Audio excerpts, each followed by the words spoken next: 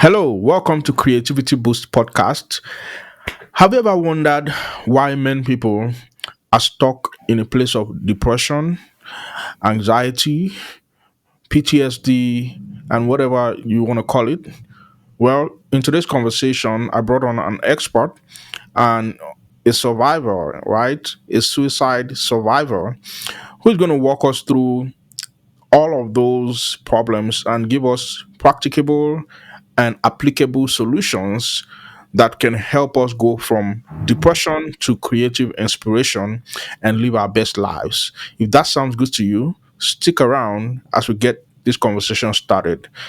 I'm going to bring on my guest who goes by the name Diane Kaufman, MD, and she's going to be in the best place to tell us a bit about herself because she has a very robust resume. She has a very robust history that I may not be able to do justice to. So, without wasting time, I'm going to give her the mic so that she can tell us a bit about herself as we get this conversation started.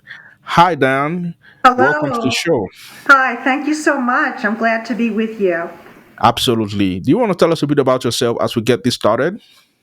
Sure. Well, I'm coming to you from Portland, Oregon, and I am a 72-year-old retired child psychiatrist, and I've been practicing psychiatry, medicine, for way over 40 years. I had retired in 2023. And I am a poet, an artist, an internationally award winning lyricist, received awards for humanism and medicine, and most importantly, for our conversation, I'm the founder director of the Hold On campaign for suicide prevention that uses the power of art to educate, connect, express, and heal. And that really, I think, is a coming together of my life, and hopefully also in terms of leaving a legacy. Um, when when I was in medical school, I had attempted suicide, and it was quite serious. I was alone in my dorm room. I had a dorm mate who was away. I think it probably was on the weekend and not during the week, so she was gone. Uh, and suddenly I was thinking, and I'll get into some of the reasoning behind this, which was all distorted reasoning, that I was in so much emotional pain and had not told anyone how I was feeling. Didn't tell family, didn't tell friends, didn't seek the health service at the medical center. And the reason for that was that I was ashamed. Uh, and I took an overdose of prescribed medication that I knew could kill me. And my fantasy was that this medicine was going to, it wasn't a sedative medication, but my fantasy was that I was going to fall asleep and that I would just not wake up. However, thankfully, what happened was I did not fall asleep because I started to feel violently ill, Hmm. extremely nauseous, started vomiting. At that point, I suddenly, my thoughts were, oh my God, I am so sick and I'm not going to die and I need help, right? And Yeah. I ended up taking a taxi to my sister's home, who lived nearby. I did not drive at that time. And I went to her home. And to be honest, I don't remember if I told my sister exactly what I had done. However, shortly after I was with her, I started to vomit blood. And at Hmm. that point, I clearly told her what had happened. And I was taken to Mount Sinai Hospital in New York City. Had an NG tube, an Ipecac, and admitted medically. And I was there for a few days. And while I was and I was admitted on a medical unit. It wasn't a psychiatric unit because I was medically not stable. Thank goodness I didn't have to be in the ICU, which potentially I could have been given the medicine I took. And Mm. when I was there, I remember being interviewed by one of the psychiatrists after a few days. And he asked me if I wanted to be admitted to the psychiatric unit. And at that point, I no longer was having suicidal thoughts. In fact, I was really into denial then. It's like I wanted to forget about that the whole thing had happened. I wanted to put the whole thing behind me, wanted to go back to being a medical student. So they could not, I bring this up because I could not have been involuntarily admitted to the hospital, which can happen if a person is acutely suicidal. But I was no longer feeling that way. I also felt, again, ashamed about the problems that I was having. And I thought, too, that there was a great deal of stigma. This goes back many years ago, but there's still stigma related to mental illness. And here I am, a medical student interested in being a psychiatrist, and I was feeling stigmatized. And I thought, oh no, how could I ever become a psychiatrist if I'm on a psychiatric unit? And so I told him no. But honestly, Duffy, I believe that if I had said to him, yes, I want to be on the psychiatric unit, I think he would have admitted me. And then afterwards, I was in therapy, which I've been on and off over the years. I was also prescribed medication. It was later that I was diagnosed with bipolar 2 disorder, which is episodes of hypomania and repeated depressions. And I also want to say that a person contemplating suicide does not have to have a diagnosed psychiatric illness, right? You don't have to necessarily have PTSD or an anxiety disorder or bipolar or unipolar disorder or a psychosis, that there can be circumstances of being a rape victim, right? Financial problems, relationship problems, all sorts of external difficulties that within us we're having problems coping with. And if we don't recognize that our thoughts become so distorted and unrealistic, when you're feeling overwhelmed and overcome internally or externally, sometimes in our thinking, it can become there's no way out of this problem. It's only going to get worse. No one can help me. I'm in so much pain. The only way out is to exit my life. And that kind of thinking is totally distorted. And in that state of mind, we can planfully or impulsively act to kill ourselves. And as you know, there's no coming back from being dead. Okay, but if we're able to hold on, not act on that suicidal thought. Mm. Recently I worked on a song called "Hold On to Tomorrow." Like, what do we hold on to?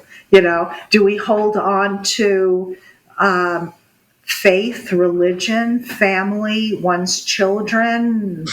If I stay alive, who knows what tomorrow is going to be? Who knows? Maybe it's going to be better. Do we hold on to just because I think there's no solution? That doesn't mean there is no solution. That we have to hold on not to act on that thought. So that's a little bit about me, but there's also so much more to say. I also want to add that yesterday was September the 10th, was World Suicide Prevention Day. And suicide is a worldwide problem, right? That impacts mental health difficulties, distress, mental health illness that could lead to suicide and suicide itself. It does not discriminate. It's all ages, it's all genders, it's all ethnicities, and it's all religions, and it's all countries.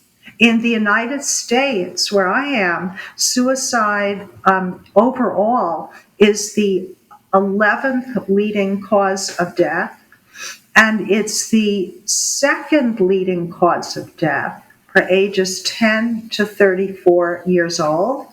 And in Oregon, where I live, suicide is the eighth leading cause of death. And these deaths can be preventable. Not all suicides can be prevented, but very many can be. So I'm here and I'm grateful to be here to raise awareness. Absolutely. And thank you for giving us that rundown. Can I ask you, how old were you when you attempted suicide? I was in my late 20s. Wow. And now you're 72. Yeah, So yeah. how So would that let be? me think now. It was so medical school is after college, right? So maybe it was mid to late 20. Wow. And now you're 72. That would have been about 40 something I years. know. When you Flush, think about flush that, down the drain.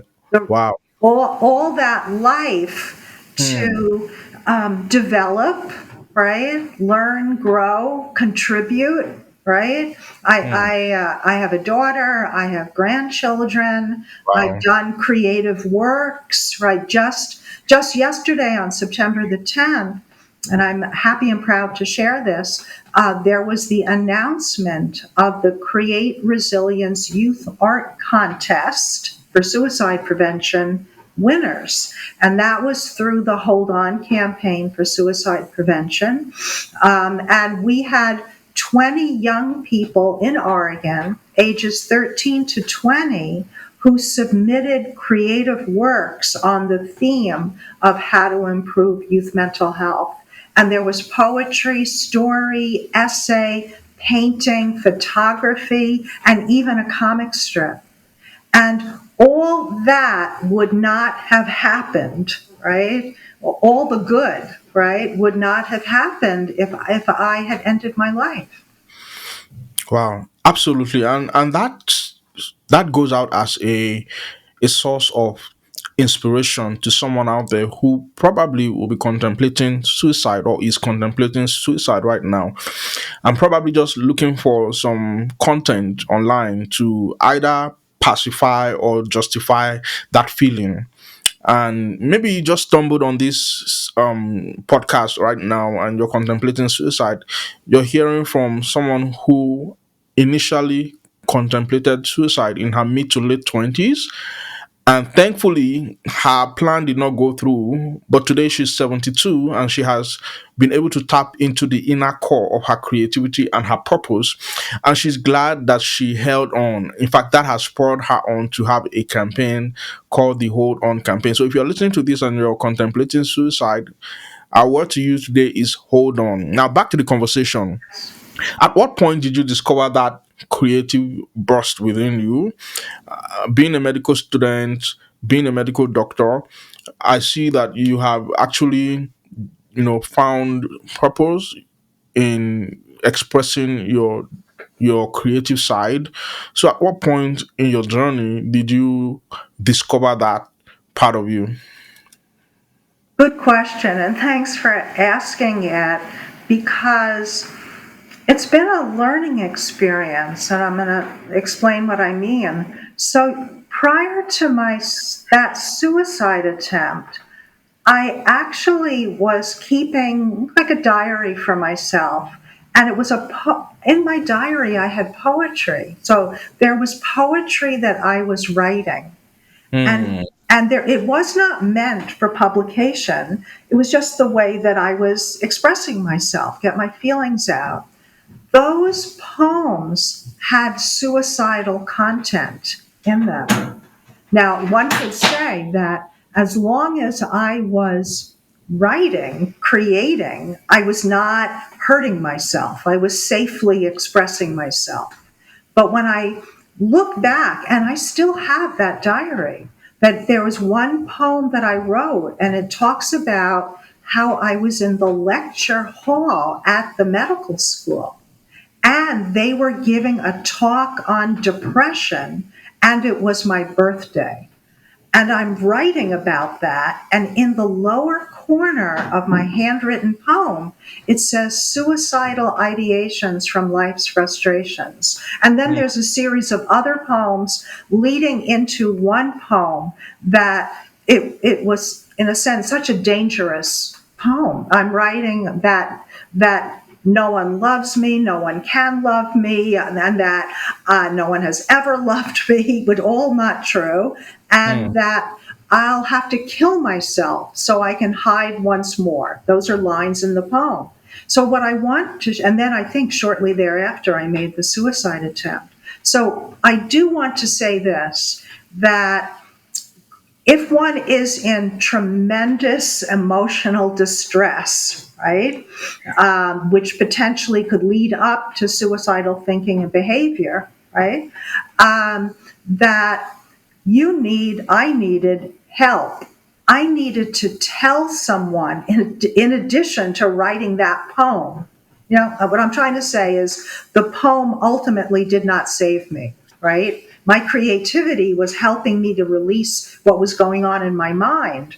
But mm. without getting additional help, telling someone, in the US, it would be calling 988, talking to a friend, a family member, a medical doctor, going to an emergency room, right? And internationally, there are suicide and crisis lifeline numbers. So going back to your question about creativity, so even since I was a child, I was a creative kid. And Mm, today is September the 11th, 9/11 in the United States. And yeah. I remember when I was at my job in Newark, New Jersey, at the then University of Medicine and Dentistry of New Jersey, that became Rutgers. Anyway, I'm sitting in the lecture hall, and it was maybe the day after 9/11.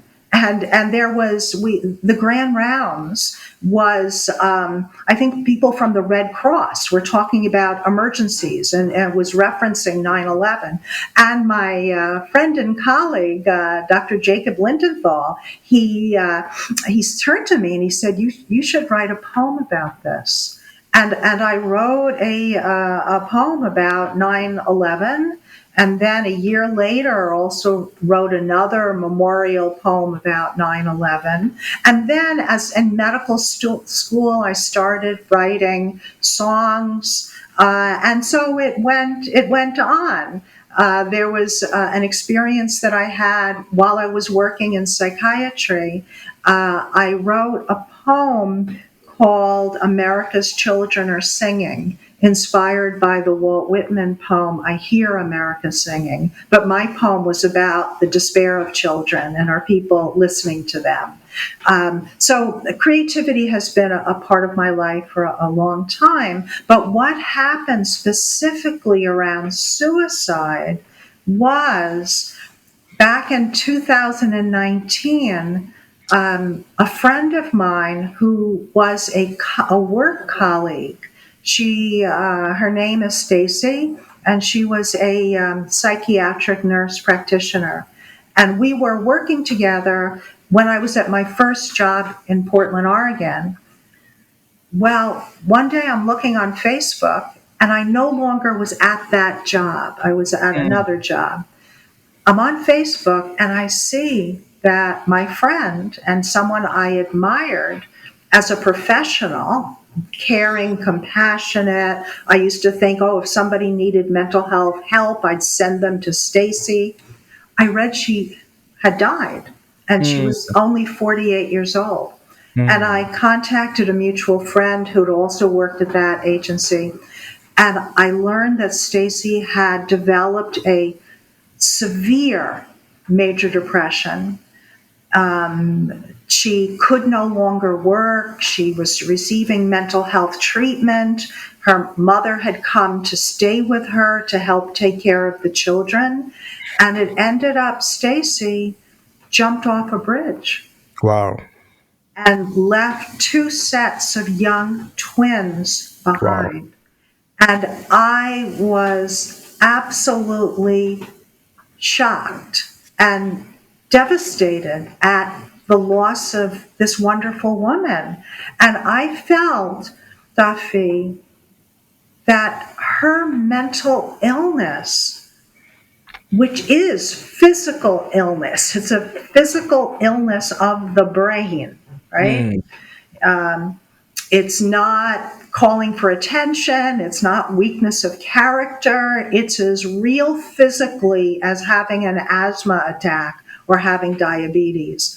I felt that this mental illness, like a cancer, had devoured her. And what happened was, it was about 2 weeks after Stacy died. I'm walking down a street parallel to where I live. And it just so happened, for real, that the name of that street is Lovejoy. I'm walking down Lovejoy heading towards Starbucks to get some coffee. And I had walked down that street a billion times already. It's tree lined. And a I saw a tree that caught my attention. And maybe in a spiritual way, it's that the tree was seeking my attention. Mm. The the branches of the tree looked unusual to me. Like Mm. the lower branches it just looked unusual. And I took a photo of the tree. And I, either kneeling next to the tree or when I got to Starbucks, I wrote down the words, just like this tree, we all yearn to grow. Hope lives, shame kills. Mm. Every day is Suicide Prevention Day. Take Mm. good care of yourself, and Mm. may you grow ever stronger in your love. So I sent the photo and my words to a artist collaborator, Amanda Meador, that I had worked with before, and I asked Mandy to create a poster, which Mandy did. It was a beautiful poster, but the roots of the tree in the illustration were just dangling. And I said, Mandy, you have to ground the tree, right? Put it in the earth with flowers and grass. That's trees need that, right? To be grounded, to be nurtured, right? And people, metaphorically, need to be grounded as well, right? A reason for living, right? A life worth living. And that poster, which I called Just Like This Tree, it inspired a whole series of creative posters around suicide prevention.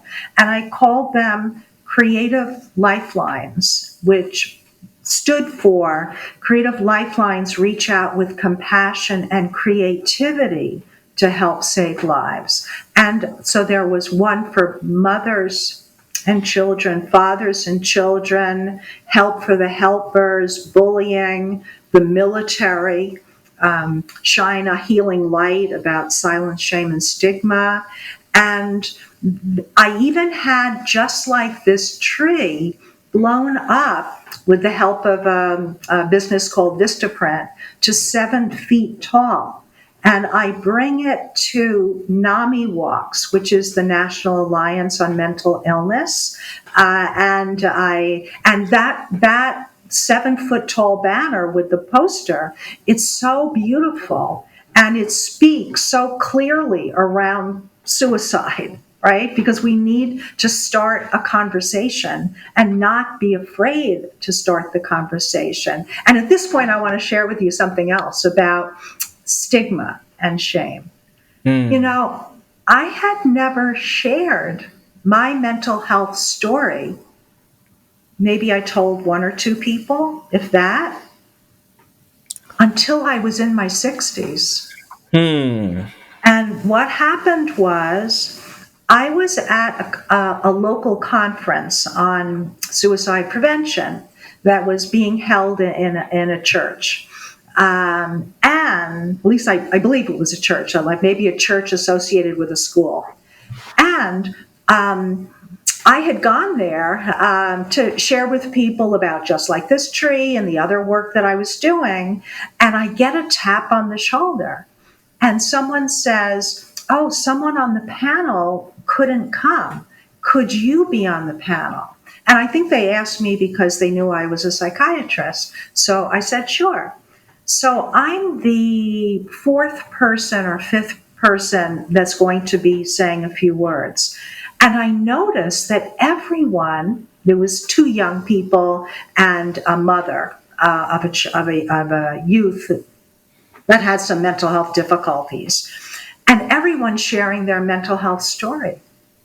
And at that moment, I thought, oh, like the cosmos is telling me that I need to share my mental health story about the suicide attempt and other things. And what I did when it was my turn to speak, I first talked about mental health with young people and suicidality. And then I took the leap of faith. And as a human being and a mental health professional, I told the truth, right? And it was very, very freeing for me to do.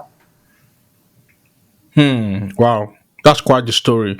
Now let's talk about depression. There are some myths that people have around the subject of depression, and you've identified one of them in your conversation so far. You said that you don't have to have a medically diagnosed ailment or psychiatric condition for you to get depressed or for you to have a depressed state. And I agree with that because there are many people who are walking the street with very unstable emotions, and they're just a step away from suicide. They're just a step away from depression. So, what other myths are there? Because I feel like if we can uncover all of these myths, people can identify that there's a problem that needs to be fixed and give attention to that problem and get it addressed before it, you know, gets it turns into something that's dangerous. So, what are these other myths that people have around depression, and what would you think should be the right mindset around those ideologies? So, thinking about what could lead someone down the path in terms of mental health distress and possible suicidality.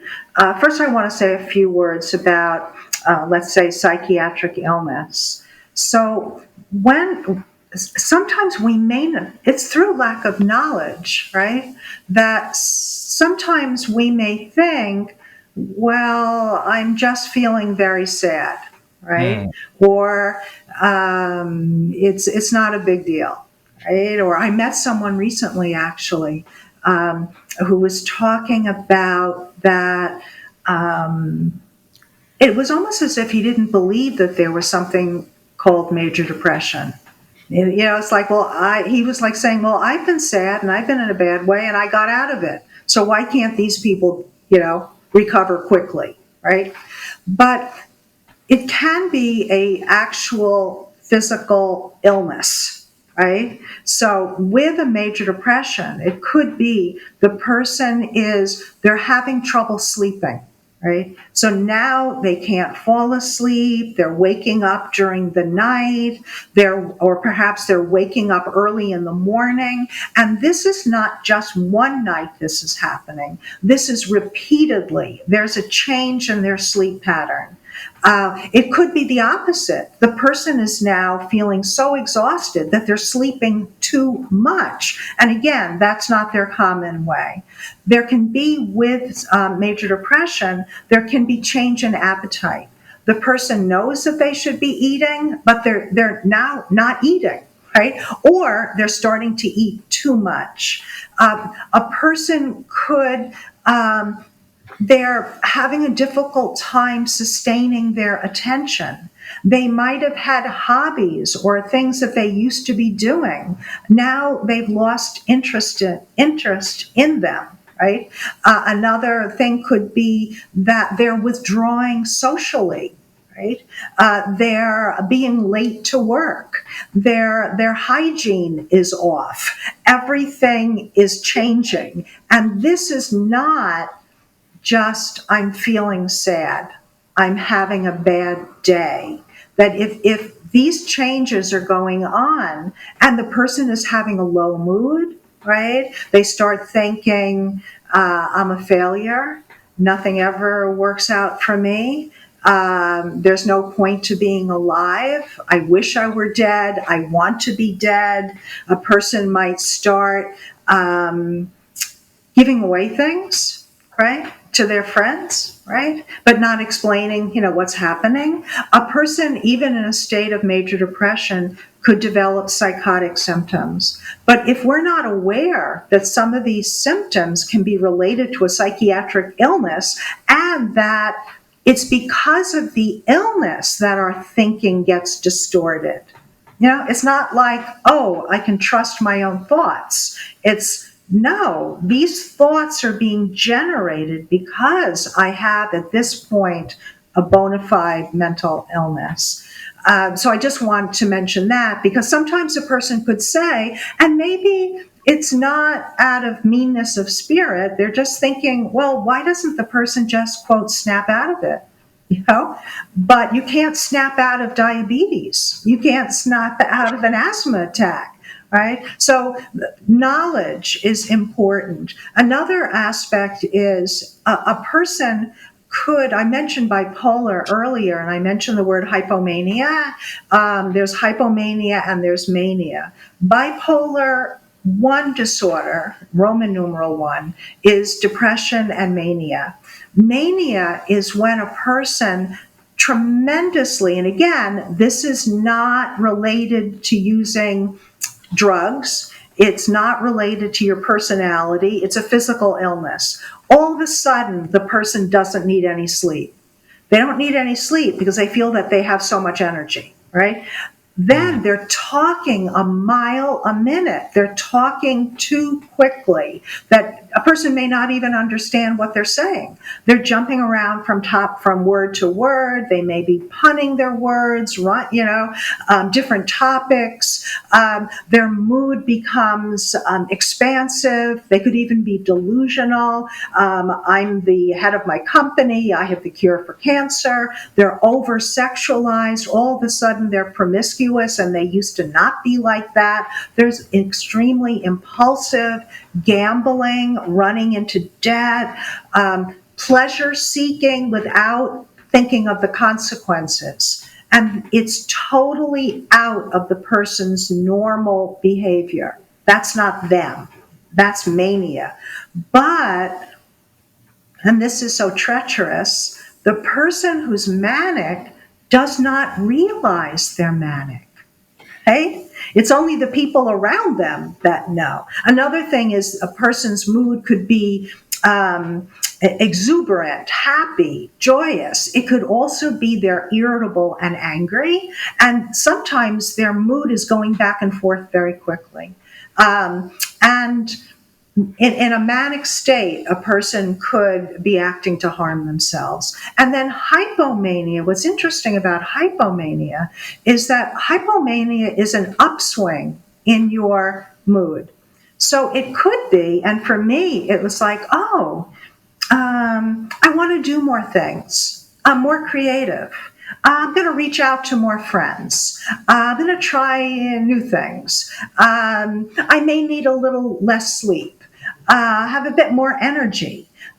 For me, it was interesting. If I gave a metaphor of a feeling, it has felt like, and I mean this literally, if I were a glass of champagne with bubbles coming off of it, that's how it feels when I'm feeling hypomanic, right? That it's like being bubbly. Well, I was feeling like super bubbly, but not to the extent of being manic. And what can happen is if you've experienced depression and all of a sudden you're being hypomanic, which again is not your regular way of being, it's an exaggeration of what you're being. If you don't know that it's hypomania, you just think, oh, wow, I'm feeling good, right? But the danger of hypomania is that it can lead to mania or it could fall into depression, right? So those are some psychiatric difficulties. And I also want to mention that if a person has attention deficit hyperactivity disorder, an element of that can be impulsivity. And impulsivity itself can be a risk factor towards suicidal behavior.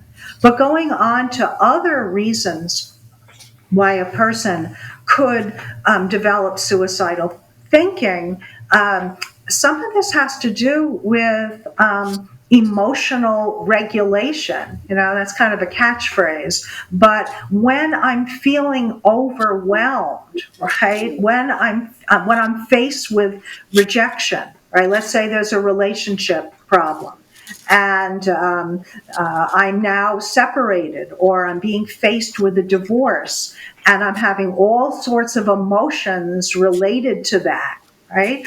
Relationship breakups for a person that's having difficulty self soothing themselves in a healthy way could lead into a suicide attempt.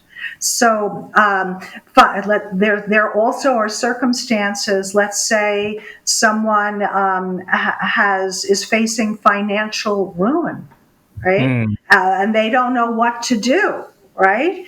But part of the not knowing what to do can be the element of shame, right? The element of feeling stigmatized, not wanting anybody to know what has happened. So the person is not reaching out to Gamblers Anonymous or reaching out to their creditors to try to solve the problem.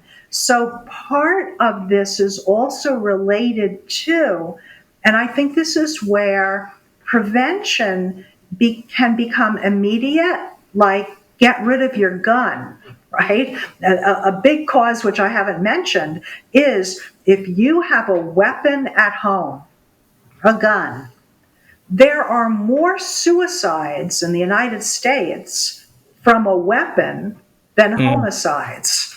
Hmm.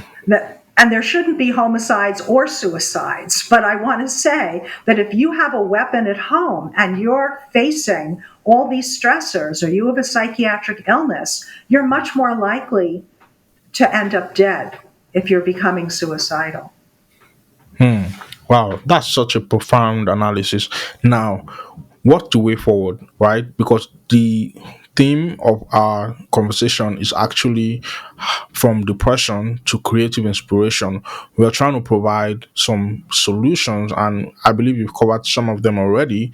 But now I want us to go head on and just take it from there. Like, what's the way forward? How do you go from being depressed to being, you know, a better person, to being a creative person, to being a successful person, and to being a source of inspiration to others? And where does creativity even come in all of this, right? So what do you have to say about that?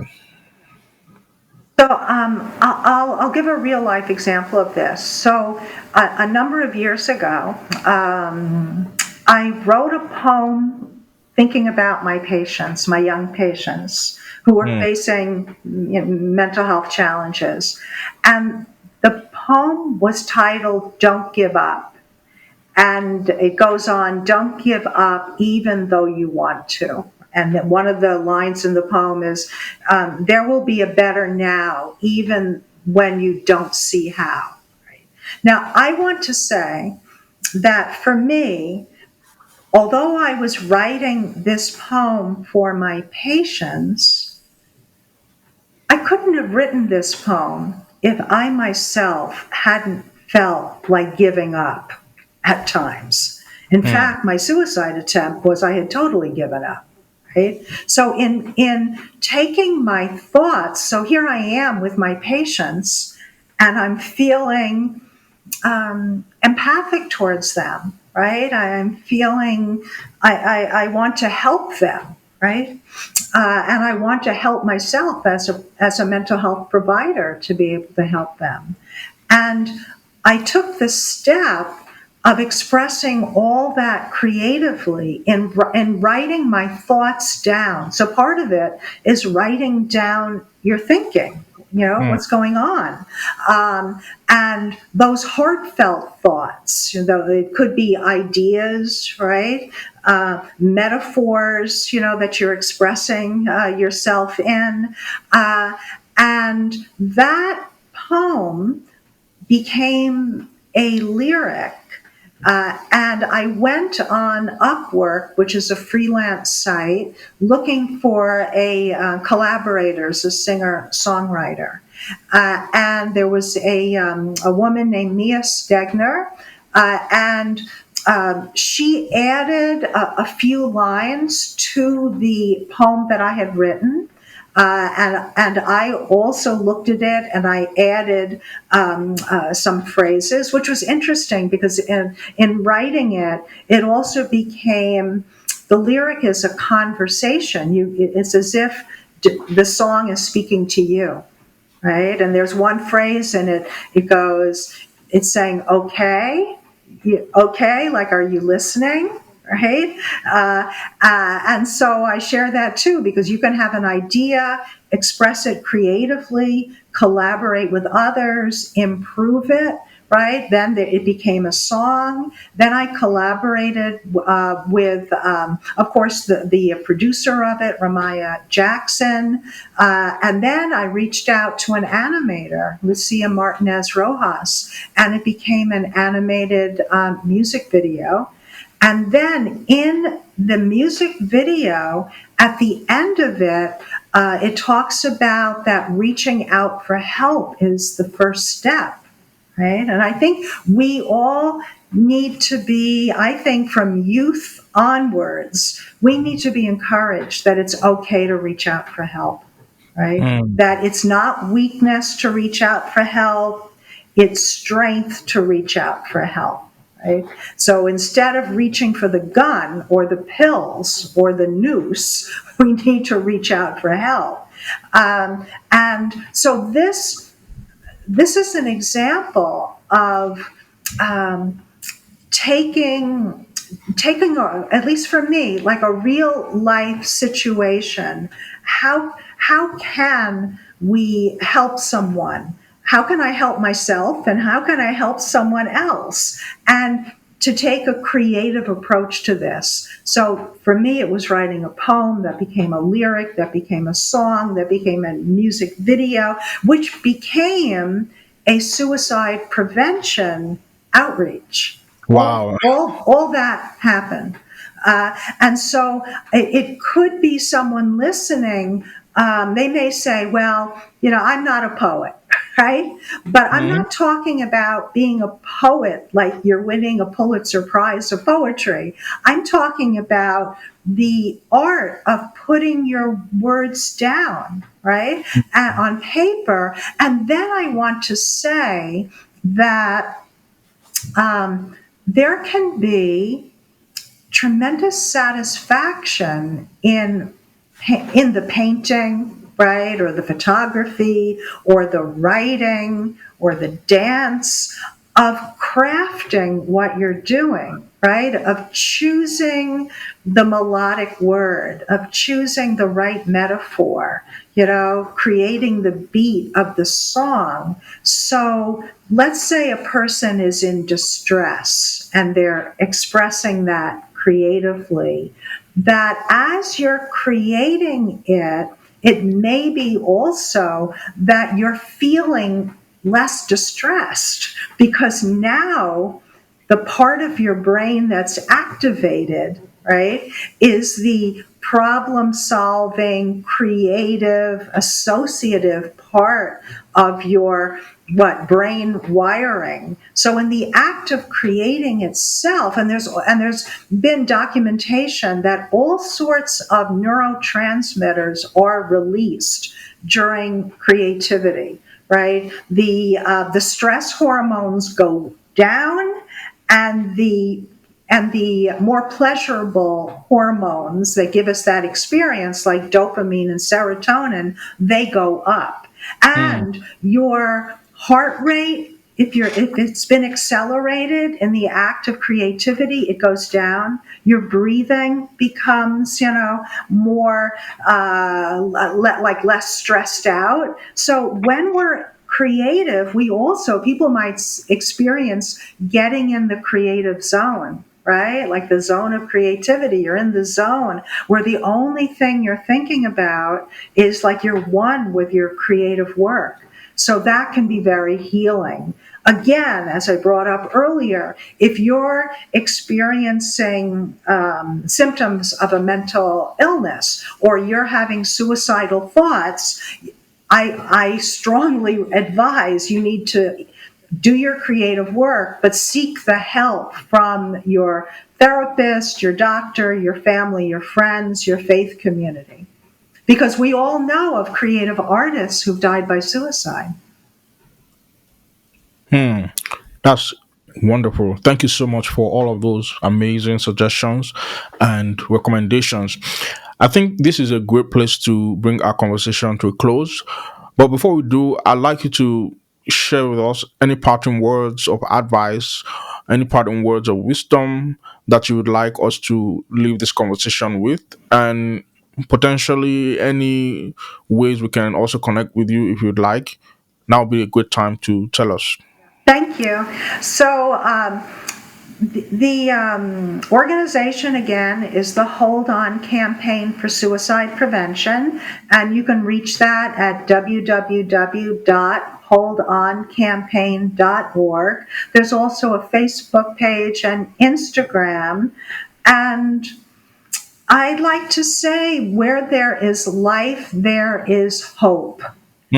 And if you are having depressive, suicidal thoughts, there is no point, my life is not worth living, I'm in such unbearable pain, the only way out is to kill myself, please do not act on those thoughts. Suicide lies to us. Hmm. Suicide is a liar, and the Hmm. thoughts you're having are distorted. They are not real, and don't depend on them. Similarly, we can, let's say you need glasses, but you're not aware you need glasses. You just think everything is fuzzy looking. Well, Hmm. that's not true, right? The eyes are having a difficulty, like my eyes, I need glasses. But if I did not have that awareness, it would be like, oh, I guess, as you get older, you can't read anything anymore. So please be aware if you're having suicidal thoughts, do not act on them. Contact your suicide and crisis lifeline number. There's an international association for that. And also, maybe, Duffy, you can put in the notes, a contact number for that. Each country has their own number. And there's also an international association for suicide prevention.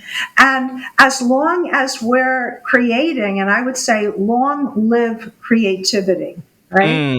That you are going to be benefiting yourself emotionally. You're going to Hmm. be benefiting others as well. And I also want to share, the other day I came up with something called hold on contemplation, right? Hmm. So a thought. And I had been watching an old TED talk by a gentleman named Andrew Solomon, and Hmm. he is a extremely intelligent man who has written books about depression, and he himself had experienced profound depression, but recovered from it. And in it, he starts off saying, like, what do you think, like, the opposite of depression is? Like, do you think the opposite of depression is happiness? And he says, no, the opposite of depression is vitality, Hmm. right? Like the life force to be vital. And afterwards, I looked up the word vitality for the meaning of it, and I came across a definition by the National Cancer Society, and it talked about vitality being to live, grow, and develop, right? That's to be vital, right? To grow, live, and to develop. So my words for anyone listen to this is reach out for help if you need it. There's no shame. There's no blame. There's no stigma. Don't impose stigma upon yourself and fight the stigma that's around us, because it does not belong to be there. And think about what can I do today to be more vital? Wow, amazing. And I just like to add to something Dr. Diane said about where there's life, there's hope. I'd like to say a living dog is better than a dead lion, and that's from the Bible. The Bible is my ultimate source for overcoming depression, mental health crisis, and for overcoming anxiety. It has all the solutions, and most of the solutions out there still track back to the Bible one way or the other. So I encourage whoever is listening to this, you're battling with depression, you're battling with a battle of the mind, mental health crisis, PTSD, anxiety. You may want to draw closer to God. You may want to draw closer to your source, because ultimately He's our maker and He knows the very fabric of our being. He's able to fix us better than any other thing. And yeah, all of that said, in addition to all that Dr. Diana said, I believe if you put all of this in perspective, it's going to get you from where you are to where you need to be, and deliver you from suicidal thoughts, deliver you from depressive experiences, and help you make the most of your destiny while manifesting your creativity. And according to Dr. Diane, long live creativity. I think that this has been a very rewarding conversation. And so I want to say thank you, Dr. Diane, for coming on and for sharing all these wonderful thoughts. I'm going to drop some links to her poems in the show notes and in the description below so that you can also enjoy them. For me, I don't know if this is the same for you listening on the other side, but I think that Dr. Diane has a very strong and rare gift in poetry, right? So I really admire all the poems that you recited in this conversation, and I'm going to post the links to some of those poems in the description or in the show notes so that you can also enjoy them further. On this note, I'll say thank you for listening. I'll see you on the next episode. Till then, have a good one and bye bye. Thank you. Yeah.